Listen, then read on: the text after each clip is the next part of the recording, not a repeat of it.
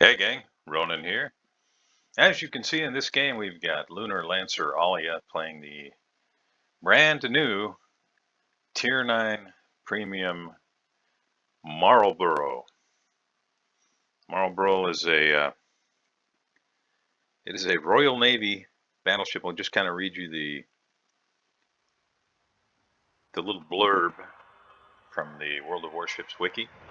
Marlborough, a British promo premium Tier 9 battleship, a variant of a battleship that retained the design features implemented in the Vanguard and King George V class ships. The ship's main armament comprises 16 356mm guns mounted in quadruple turrets, which you can see very clearly there. Marlborough was first available for completing all 32 stages of the Clydebank dockyard on 8 December 2021. Now, plainly, our hero has done that. So, I guess congratulations on picking up what is visually quite a beautiful ship. Now, matchmaking. Well, there's no CV, that's nice. DD threat, very limited. 1 DD per side. Mr. Goodland on the bad guys team, and so even if the red DD is this side, you've got Felix Schultz over here, so there's plenty of help.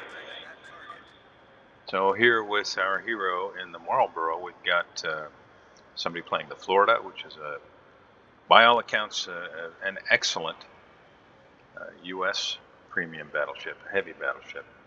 Big guns, very accurate. There's also a Weimar here, and of course, as I mentioned, the Felix Schultz. We've got a lot of ships in the center of the map. Only 2 over at Alpha, York and Pommern B.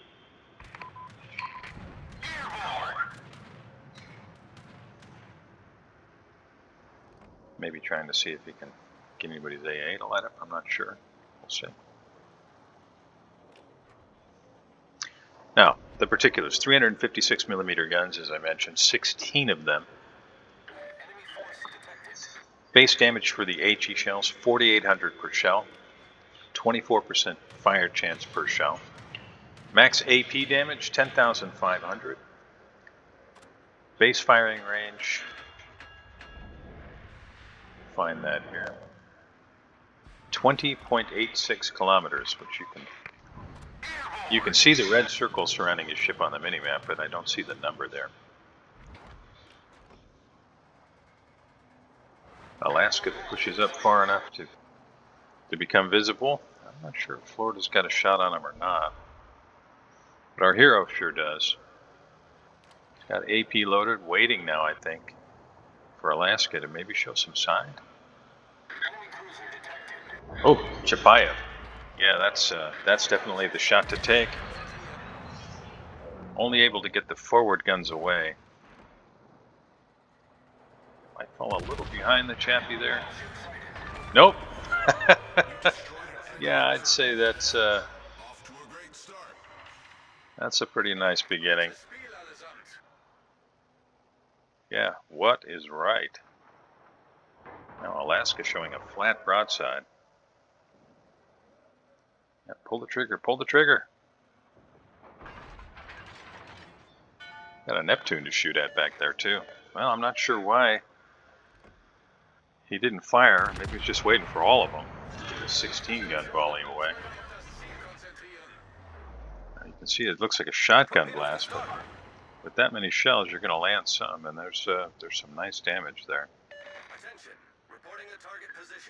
Okay, back to the particulars of the ship. The AA is, well, decent. You probably heard me say it more than once if you watch our videos regularly.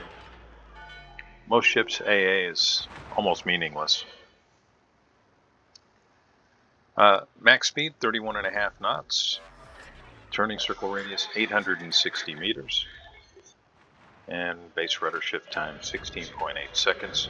Surface detectability, 15.36 kilometers. And air detectability, 11.94 kilometers.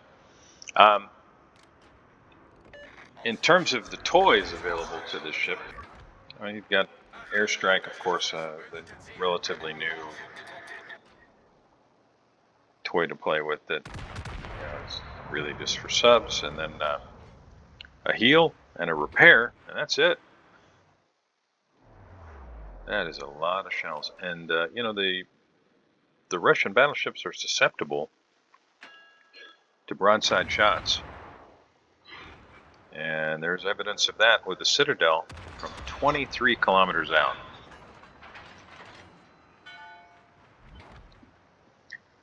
Alaska is looking eminently blappable if our hero can get guns on him.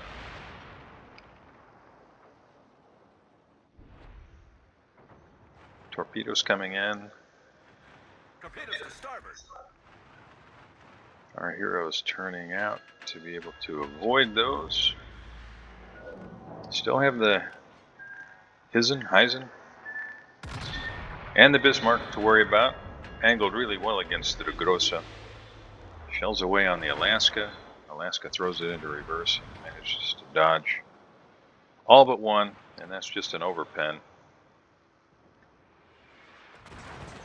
Florida is, I think understandably, trying to stay far enough back where he doesn't get himself flapped. He is a lower tier battleship. Torpedoes to start area. Is that a shot out on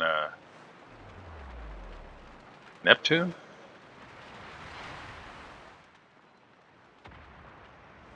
Yeah, one pen.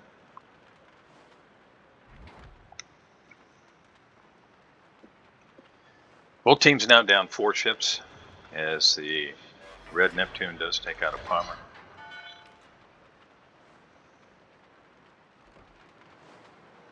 And the bomber player is a little upset about that.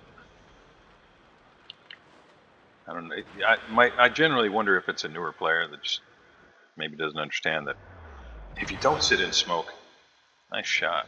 If you don't sit in smoke in a Neptune, you don't get to play very long. This Neptune is about as squishy as a ship can be in this game. A giant floating citadel. Somebody's going to blap this Neptune. Mark my words, it's going down. Yep. Enemy cruiser foundered. If you're in a Neptune and you get spotted with a couple of ships able to track you, it's going to be a minor miracle if you can get away.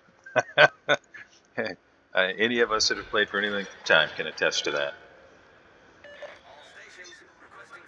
I think Neptune might have been a little bit better off if he had just run due south and avoid being seen till his smoke was back up. Both teams now with a cap. The good guys are down about 80 points right now, well, 81 points, and that's okay. Felix Schultz, you can see he's crossing. He's on the 8 line now. He's crossing. It looks to me like he's not moving. I was thinking initially that he was headed for the Bravo cap, but he's probably wanting to avoid the threat of hydro. Is he reversing? Yeah, he's reversing. Both York and de Grossa and Bismarck, well, I guess all 3 of those, they've got good hydro. It's difficult to land torpedoes on them. York showing a little bit of tail. And I have a feeling this is not going to end well for the York.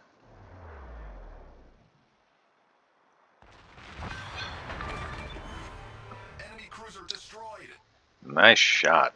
That's kill number 3. 6 Citadel shots. You know, I've heard some people speculating that Marlborough might be kind of a one-trick pony, and that, once the initial shine wears off, people won't play it much. I have to say, just from this particular example, I kind of wonder, because, yeah, it's not what I'd call especially accurate, but with 16 guns, what accuracy you have looks like it's enough. Mr. Gutland changes his mind and says, I'm getting the heck out of here. Felix Schultz has got a relatively slow reload, but those guns hit hard. Friendly De Grosse takes out the Sovietsky Soyuz, and I have a feeling this is it for Östergötland. Felix Schultz has just beat him to death, and he is actually finished off by Zieten's secondaries. Bismarck just kind of sitting there, not exactly full broadside, but making himself an easy target for Lunar Lancer's HE shells. Nice 60, almost 6,900 damage. And don't stop there, Florida.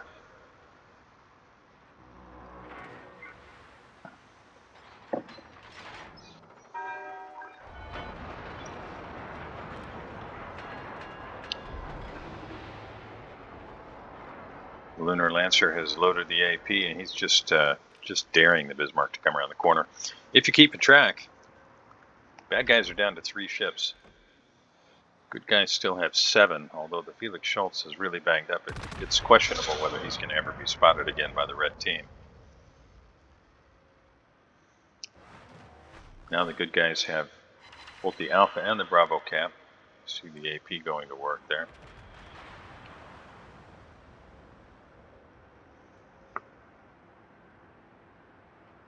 Now the reload time on these guns is only 25 seconds, and if you're running the Adrenaline Rush skill, you can get that down even lower, which makes this ship, at least in my opinion, even more of a threat.